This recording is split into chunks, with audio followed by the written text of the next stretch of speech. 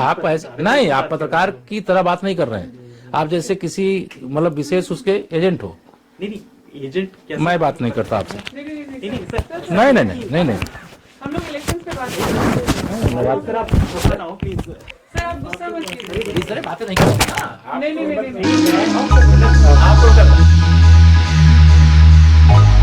दोस्तों आदाब, मैं अली आदिल खान और आप देख रहे हैं टाइम्स ऑफ इंडिया चैनल।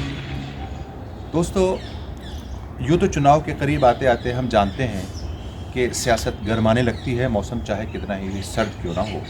लेकिन उत्तर प्रदेश के डिप्टी चीफ मिनिस्टर के ज़रिए दिया गया बयान वाकई इस वक्त चर्चा का विषय तो है। ब्रिटिश ब्रॉडकास्टिंग कॉरपोरेशन यानी BBC के नुमाइंदे ने जो उनका इंटरव्यू किया है और उस इंटरव्यू को उन्होंने फिर अपनी सिक्योरिटी से उसको हटाने के लिए रिक्वेस्ट किया है, मगर वो हटाया नहीं गया, एयर हुआ है। हालांकि ऐसी कोई बहुत ज़हरीली बात उसके अंदर नहीं है। जब आदमी एक दुनिया के रिनाउंड चैनल के साथ इंटरव्यू में बैठा हो, उस वक्त वो उसको छोड़कर चला जाए, उनके चेहरे के ऊपर जो भाव था वो वाकई पार्टी के तई वफादारी को झलका रहा था। जाहिर है उनको शायद इस वक्त इस वफादारी की ज़रूरत रही होगी। याद रहे मौर्या साहब, deputy chief minister Uttar Pradesh, कि आपने संविधान की शपथ ली है। BBC के उस नुमाइंदे ने संविधान की शपथ नहीं ली थी। आप संविधान की शपथ लेते हुए धर्मनिरपेक्षता और पूरी निष्पक्षता के साथ अपने कार्य को करने के लिए वचनबद्ध हैं। आप कॉन्स्टिट्यूशन के साथ किसी तरह का खिलवाड़ नहीं कर सकते। वो जर्नलिस्ट की हैसियत से जो कहे वो कहता रहे, लेकिन आपको ऐसा नहीं कहना चाहिए था। आपकी चेहरे से जहां एक तरफ अपनी पार्टी के तई एक वफादारी झलक रही थी, वहां दूसरी तरफ किसी एक ख़ास फ़िरके के ख़िलाफ़ नफ़रत भी छुपाए नहीं छुप रही थी। ये उसका काम था कि वो आपसे सवाल करता और आपका काम था कि आप उसको संयमता, सरलता के साथ जवाब दे देते। लेकिन आप बिलक गए और आपका ये गुस्सा जाहिर है आपके अंदर का मौर्यापन झलका रहा था, या आपके अंदर की एक लालसा और लालच को झलका रहा था। अजीब बात यह है दोस्तों कि केशव प्रसाद मौर्य जी, डिप्टी CM उत्तर प्रदेश का, ये जो कुछ भी रवैया था वो एक ऐसे चैनल के करस्पॉन्डेंट के साथ था जो चैनल दुनिया में निष्पक्षता के लिए मशहूर है। ये एक अहम बात है। अगर ये किसी एक फ़िरके या किसी मज़हब का चैनल होता, या उस वक्त कोई और किसी ख़ास मज़हब का नुमाइंदा होता, तो मौर्य जी का क्या रवैया होता, इसका सिर्फ तसव्वुर ही कर सकते हैं। ये तो उस वक्त है जब अनंत कुमार करस्पॉन्डेंट जो BBC के हैं, उनके साथ ये केशव प्रसाद मौर्य जी का रवैया रहा है।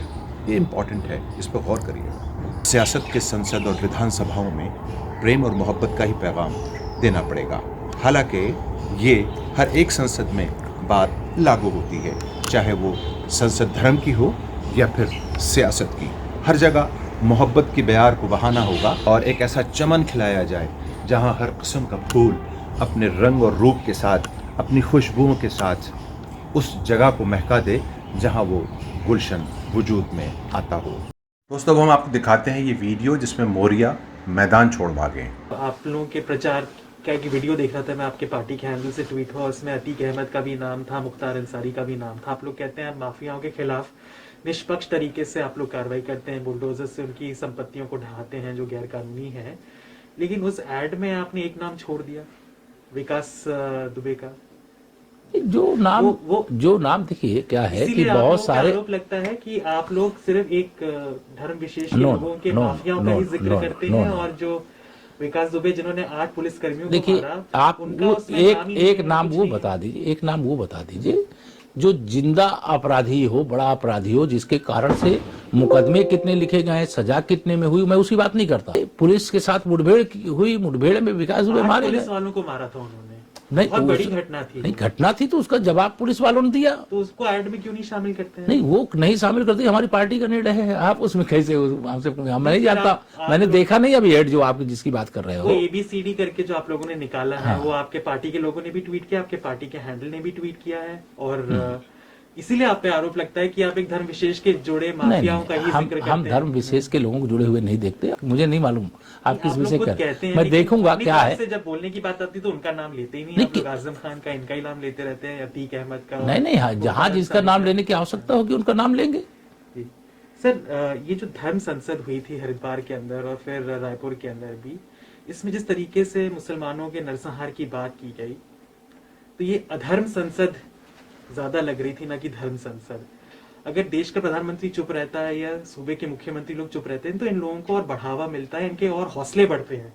क्या आपको लगता है कि आप लोगों को जैसे ही चीजें आती हैं सामने प्रकाश में, थोड़ा बयान देके लोगों को ये आश्वस्त करना चाहिए कि आप लोग किसी धर्म विशेष के खिलाफ नहीं है?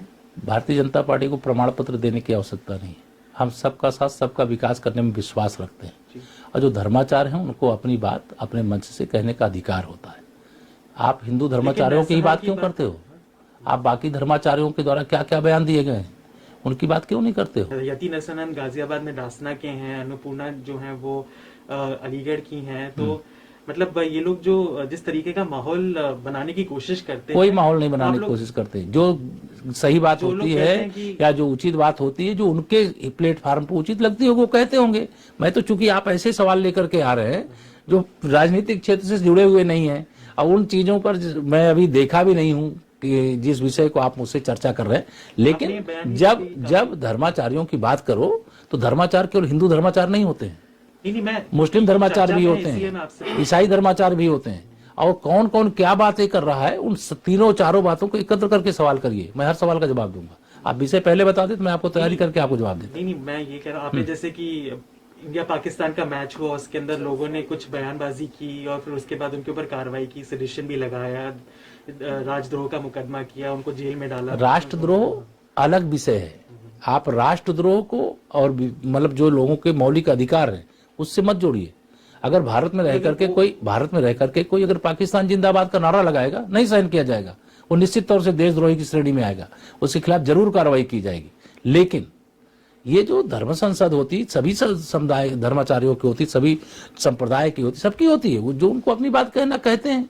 अब all India Muslim personal law board को क्या अधिकार है कि सूर्य नमस्कार हमें स्वीकार नहीं है? अरे नहीं करना जिसको नहीं करेगा, जिसको करना है वो करेगा। लेकिन वहाँ कोई नरसंहार की तो बात नहीं होती है। यहाँ भी कोई नरसंहार की बात नहीं होती है। ये तो वीडियोस हैं सर हरिद्वार मैं के। नहीं जानता किस वीडियो की आप बात कर रहे हैं। आप सवाल जो लेकर के आए हैं, उसमें आज चुनाव को लेकर के आए, सरकार आप चुनाव को लेकर के आए कि आप दूसरे विषय को लेकर के आए? नहीं, मैं तो चुनाव की बात ही कर तो आप चुनाव की बात करो। ये सब चुनाव के आसपास ही हो रही है, इर्द गिर्द नहीं, ऐसा नहीं। आप हर चीज को ऐसे मत जोड़िए। आप पत्रकार की तरह बात करिए। आप ऐसे नहीं, आप पत्रकार की तरह बात नहीं कर रहे हैं। आप जैसे किसी मतलब विशेष उसके एजेंट हो। नहीं, एजेंट क्या? मैं बात नहीं करता आपसे। नहीं, सर नहीं। हम लोग इलेक्शन पे बात कर रहे हैं। सर आप गुस्सा ना हो प्लीज। सर आप गुस्सा मत कीजिए। इस तरह बातें नहीं करता। नहीं, मैं ऑफ कर लीजिए। मतलब आपको कर बीबीसी के ज़रिए लिया गया ये इंटरव्यू, भले आप छोड़कर चले गए हों, आपने मैदान छोड़ दिया हो, लेकिन सब कुछ याद रखा जाएगा मौर्य साहब। अगर आपको ये वीडियो पसंद आई हो तो लाइक शेयर करने के बाद टाइम्स ऑफ इंडिया को सब्सक्राइब करने की मेहरबानी फरमाएं।